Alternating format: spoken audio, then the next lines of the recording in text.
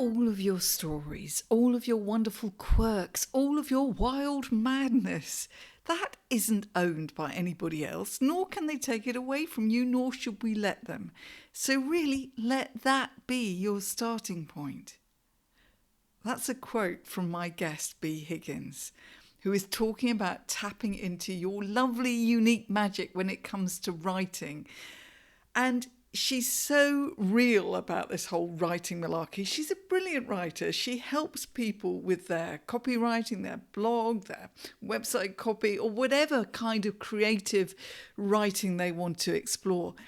But she still gets vulnerable about it. She still looks at a blank page and thinks, I can't write, because she's very human. So welcome to this episode to help you breathe life into your writing. I'm Trisha Lewis and I'm the host of Self-Belief Unsquashed, and occasionally I have the joy of interviewing somebody, and that's what this episode is all about. The wonderful Bee Higgins. You'll have all her links around this episode. She basically is a writing mentor, but so much more than that, because she's so heart-led and believes in embracing imperfection, actually. That's quite important, isn't it? Intrigued? She's got some fabulous stories, some quite profound stories, and some very practical little strategies to help you on your writing journey. Right, I haven't done interviews for a while, Bee, so if I go all weird, please forgive me. I'm just used to blabbering on myself, but it's so nice that I'm not going to do much of that, because you are an absolute font of fabulousness when it comes to this question of writing. So, for instance, I'm sat here with a blank sheet of paper. Yeah. For me, it would be paper. We could discuss that probably for the next half hour. For some, it will be a blank doc on their screen. But whatever it is, I'm in freeze mode. So whether this is me wanting to just start a blog for my own creative hobby, whether it's me doing it for my business, I've just started up a business, or I want to refresh my business, or whether I just want to do some form of creative fiction writing, who the heck knows? It's writing, and it's finding our unique way of expressing ourselves. So I'm frozen, and I know, because of all the people you work with, that you will know why we tend to freeze at this stage. And I liked the fact that we had in common the word fibs. Yeah. And the way I use it is fibs that hold us back, fears, illusions, and baggage. So take it away, Bee, on all of that stuff that now holds us back at this blank stage phase. Well, I am very happy to be here blathering with you. I mean, there's so much baggage we're bringing to that empty page, right? We're not just sort of turning up of a day and, we're fresh out the womb, and, we're coming to it with decades of stuff, with heads brimming with thoughts, with so much external sort of sensory stimulation. So it's no wonder that sometimes the blank page does seem like a lot, with a lot of the people that I tend to come into contact with. Some of them, someone said something about their writing 30 years ago, and they can tell me exactly what was said. And ever since then, it's been informing how they view themselves and how they view their self-expression. For other people, a lot of it does seem to be external stuff that then gets turned into internal stuff. It's other people saying you're too much or you're not enough. And that feeds into how you then present yourself, express yourself. Oh, I need to hold myself back a little bit here. Oh, I maybe shouldn't say this. I shouldn't do that. There's nothing special about what I would have to say anyway. Or then we go into like other realms of it. If it's in the business realm, for example, a lot of people can feel a bit stunted because there are others out there who build that lovely hierarchy and sit at the top and go, You lot don't know what you're doing. Me, on the other hand, on my yacht with my champagne, I know the one specific way you should be expressing yourself, and I will hand you 5 templates if you brush my palm with gold, you know? And so they're going to themselves, oh, well, anything I have to say wouldn't be valid because it wouldn't be met with a billion eyes and adoration and this, that, and the other. So there are so many things, so many reasons as to why that blank page feels extremely vulnerable, I think, extremely terrifying. And you know what? I feel that all of the time. Just because I'm a writer, it doesn't mean that like I'm like at one with the page. No, pretty much every single time I go to write something, I'm like, oh, but you're the worst writer in the world though, so maybe just don't.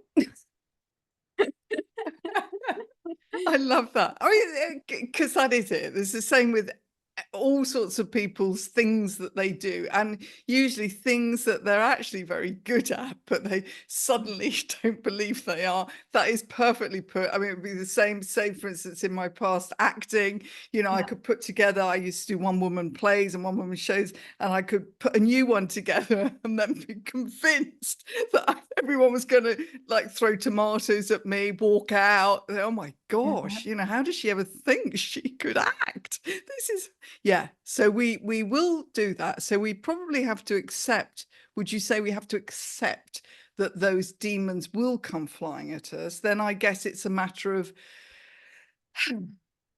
breathing and regaining some self-belief, which is kind of the name of this podcast. So Mm. yeah, I mean those all those things that you talk about. I mean the baggage, what fears, illusions, baggage. So the fear that I'm not good enough, I'm not as good as they are, I'm not doing it the way I'm supposed to do, I'm going to be ridiculed, Mhm. etc., ignored, ridiculed, whichever is worst.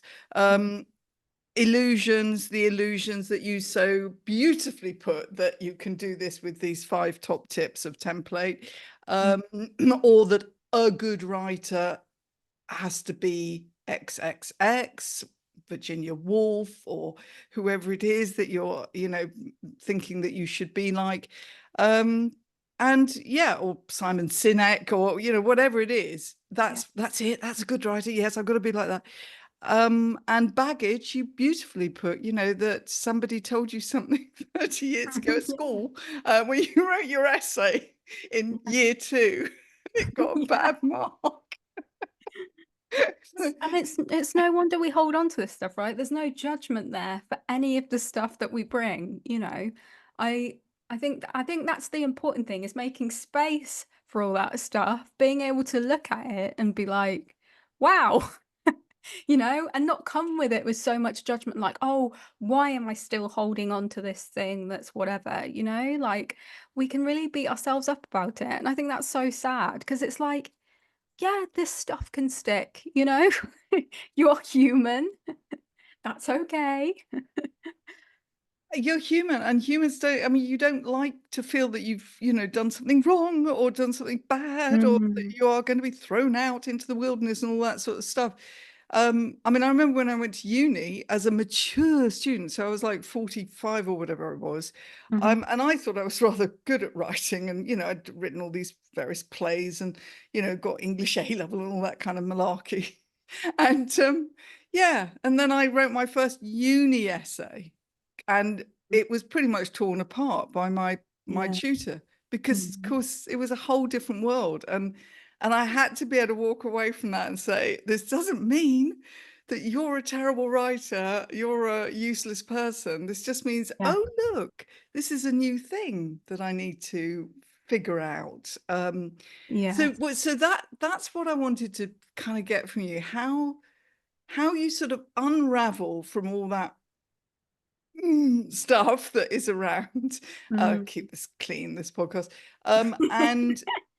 And at the same time, so you're unraveling from all of that. And now the other thing is, oh, I have completely forgotten who I am. You talk Mhm. about helping people unearth their unique magic. So Mm. a lot of people will say, like you just said, there's nothing special about me. I'm, you know, I'm quite boring, really. Or I'm a bit out there. Nobody's really going to want to hear that. So where do you start with unlocking that place of self-doubt?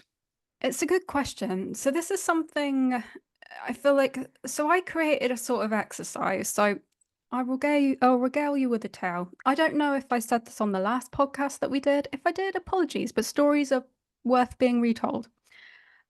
So I nearly lost my life 11 years ago. And so, I was learning to walk again after that, building myself back up physically. And then once I built myself back up physically after a month or more in the hospital and I was let back out into the world, I didn't quite realize I then had to do all of the work on rebuilding myself mentally and spiritually. I suddenly went, oh, because I had been effectively just the body, or I had felt like just a body for so long, I suddenly then had a moment where I was like, I have to sort of build all of this back up. And as a child, I was always at the museum. My grandmother was a friend of the museum, and it sort of meant that we were always there. Whenever we would go to see her every week, she would take us to this lovely little small museum, and we would go and look at all of the exhibits. They would hide little things in the exhibits for us to find, and we would absolutely love it. And I thought that for whatever reason, my mind was being all nostalgic as I was recovering, and I was musing on this idea of the museum and the exhibits and how it pieced together an entire history. And I thought to myself, maybe I should do that with me. If I'm going to have to rebuild somehow, why don't I build the Museum of Bee? So in my head, I have the Museum of Bee, and every single exhibit, every exhibition is, you know, a, a part of me that without it, it just wouldn't, I wouldn't make sense. I would not be me. So I would muse on maybe the music that I liked, or I would be like, oh, there would have to be like an exhibit that was like a library because I love books. Sometimes in my head, I'll be like, when you have like the sort of the special shows that come in and then go, those will be my new hyperfixations, where for some reason for 3 weeks you're absolutely obsessed with one thing and it comes and it goes. Sometimes it might stay, so then you put it in one of your current exhibitions in your head. And some people look at me like, okay, this is a bit out there, but I think it's a really useful exercise if you are going, who am I and how do I express that? Is to maybe actually, even if it's on like a piece of paper, whatever, build the museum of you. Think about all of those wonderful things that make up who you are as a person, even the things that people are like, oh, that makes you less than or makes you this, like I've got a disability and I'm damn sure going to have an entire exhibit that is just that, because without it, it's just not me. Build up this exhibit, all of these exhibits, build up this museum of you, and then look at how you can work on expressing those things.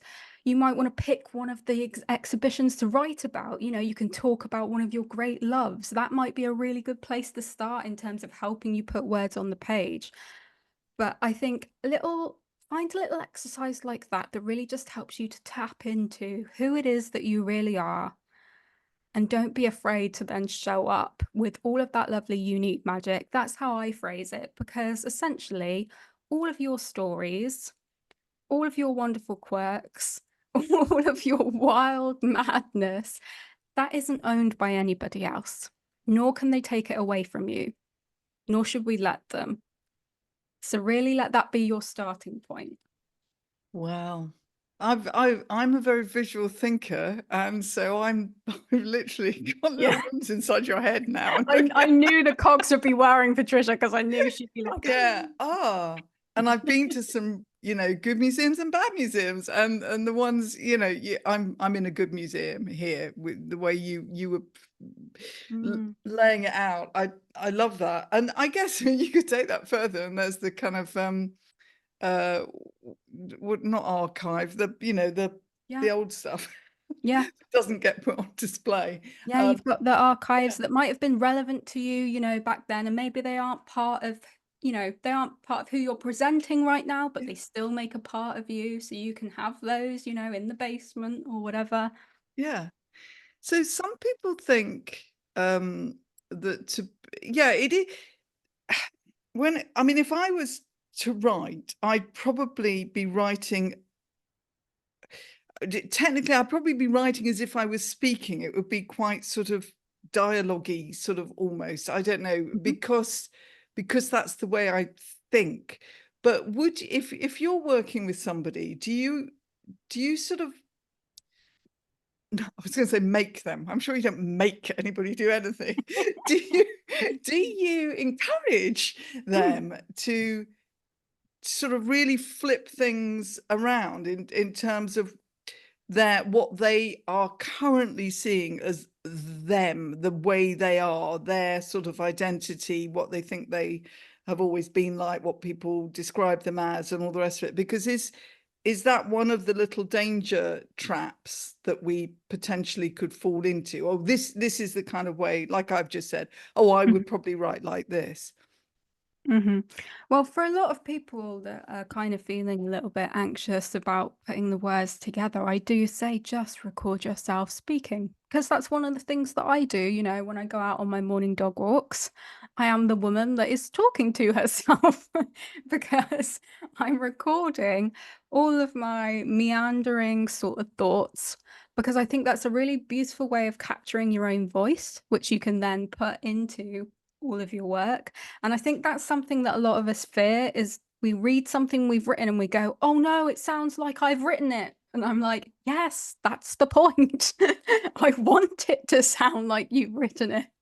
That's the beauty of your voice. That's the thing that's going to connect people to you.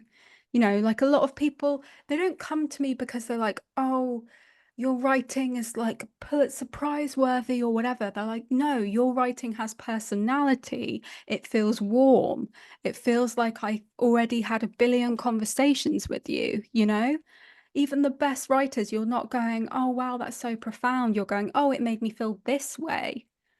It connected with me on this. I related to this. So for a lot of people who go, oh, I'm really scared to sound like me, I'm like, one, I want you to, and maybe just start out by talking to yourself. Yeah, I agree, because if I was helping somebody create a talk, for instance, it would be Mm, one of the things, exactly that exercise that I would give them. Just go and walk around the block and blabber into yeah. your mobile Mhm, phone voice app. mhm, Because then you can find the threads, and you can find these little gems that have come out of your mouth, because you mm. don't remember them necessarily if you don't capture them, do you? Yeah, oh gosh, no.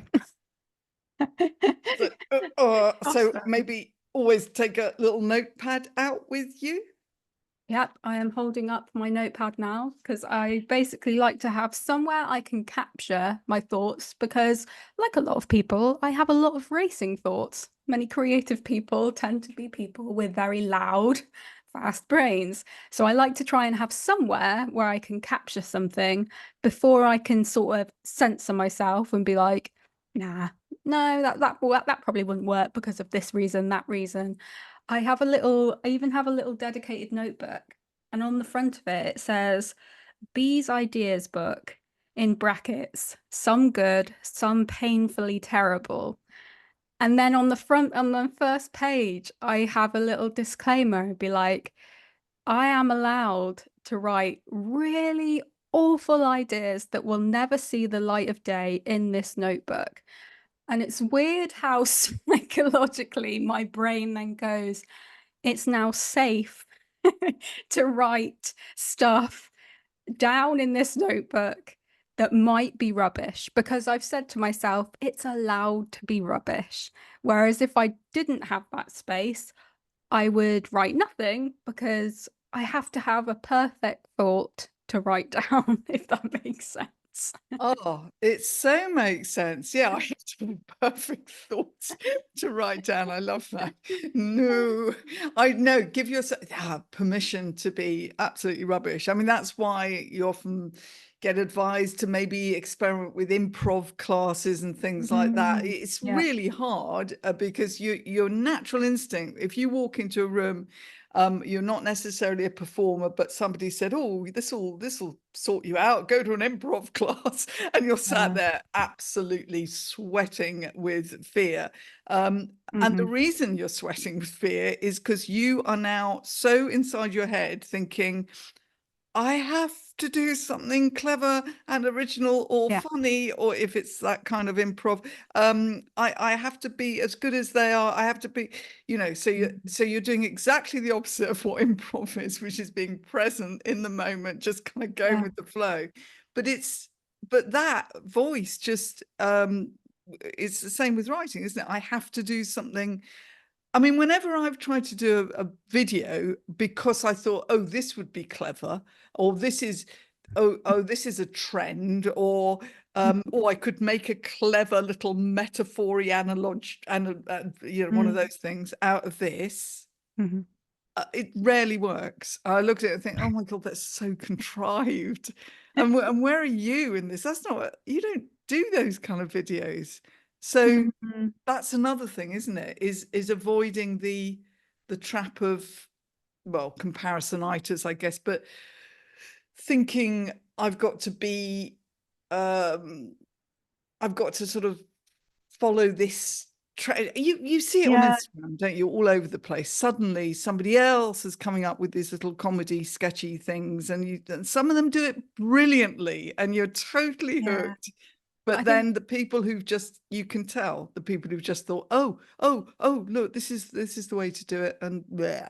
I think that's the sort of trap we fall into, isn't it? When our creativity, when we view it as if it were currency and we exchange it for views and things like that. I think when it becomes dictated by algorithms and other things like that, I think that's when it's no longer ours and we are just going to be expressing something other than ourselves because we are stuck in that sort of trap of being like, this is what everything else that tells me I should be creating. But I think creativity is yours to play with. A lot of people that come to me just say, I'm not creative. And I'll be like, okay, you are. But okay, I can understand why you would say you aren't, but you are. Everybody has creativity that they can play with. I think as kids, we understand that and we feel it and we embrace it and we just run and we go with it.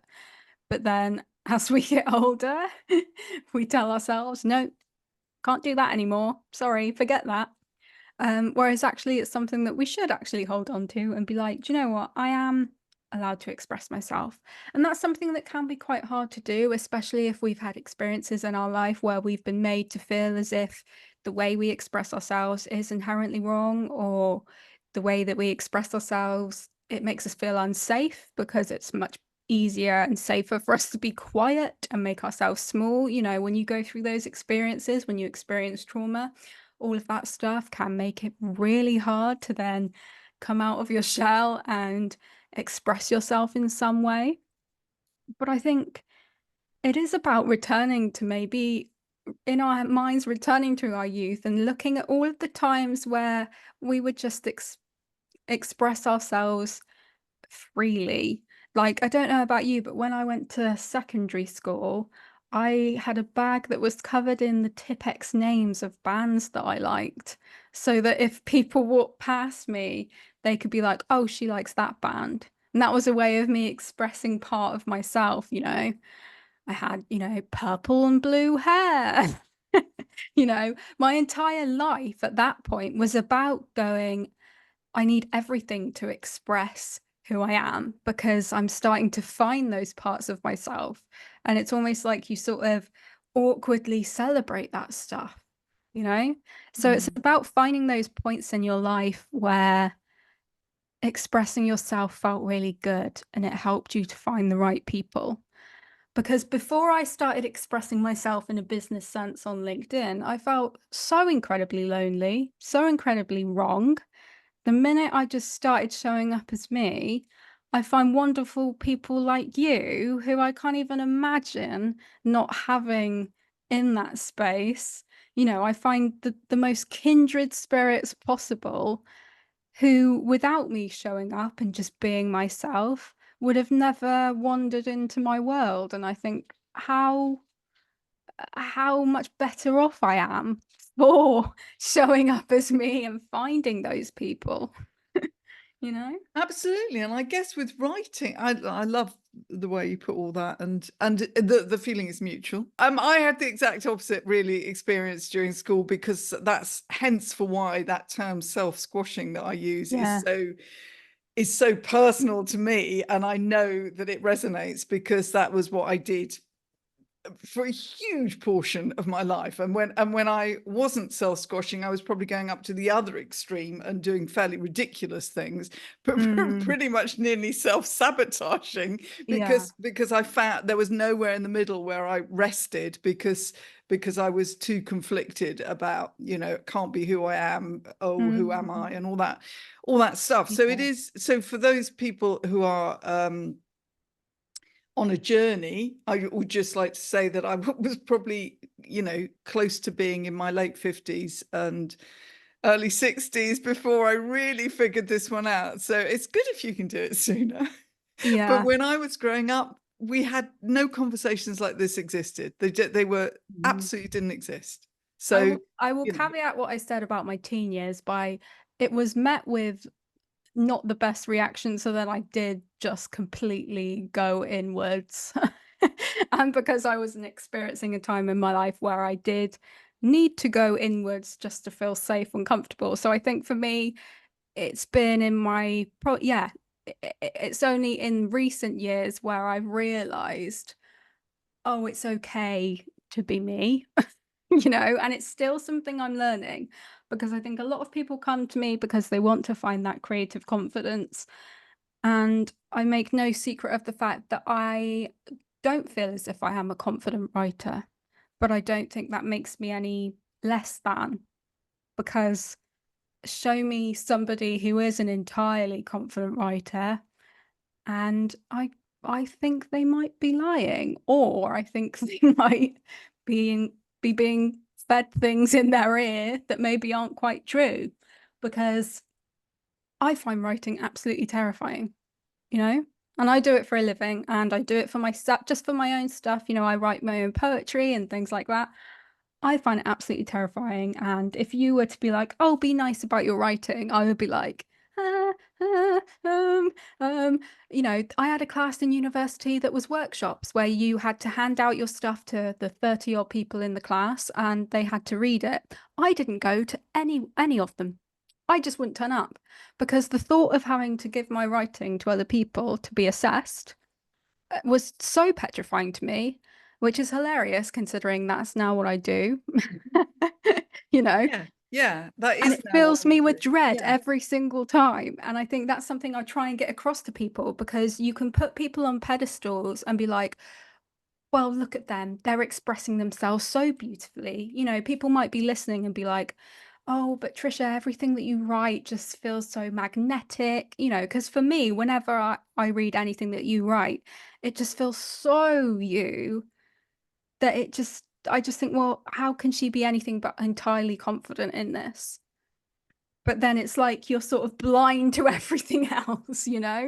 Yeah, absolutely. Thank you. Comparisonitis. Yeah, which I've really worked on. Unfortunately, I think now pretty much got rid of. It'll never get rid of it. Of course, humans, we are wired to do all those silly things. That's just normal. So, and the other thing before we wrap up, because I'm gonna have to be really self-disciplined, is, I mean, I'm going through an Iris Murdoch phase. Okay. Now, I mean, some people will pick up, my husband, for instance, picked up, he's an avid reader, way better. I'm really slow. But he picked it up, looked at the first couple of pages, no, I don't think so. Okay. Um, And a lot of people would do that. Other people would say, oh my God, yes, I love Iris Murdoch. Okay. Not pretentiously, but just because they do. Yeah. And the same would apply to many, many authors. So my point being, which I suspect you would agree with, is you can't please everyone. Yeah. And there's somebody out there who needs to hear what you've got to say. Even if you sort of say to yourself, nobody needs to hear what I have to say. They do. The things that you say and feel and think will resonate, and they'll create connection and communication.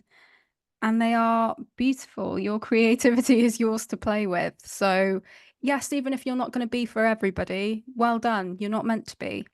When I write to attract and I write to repel, because there are a certain section of people that I do not want to have conversations with.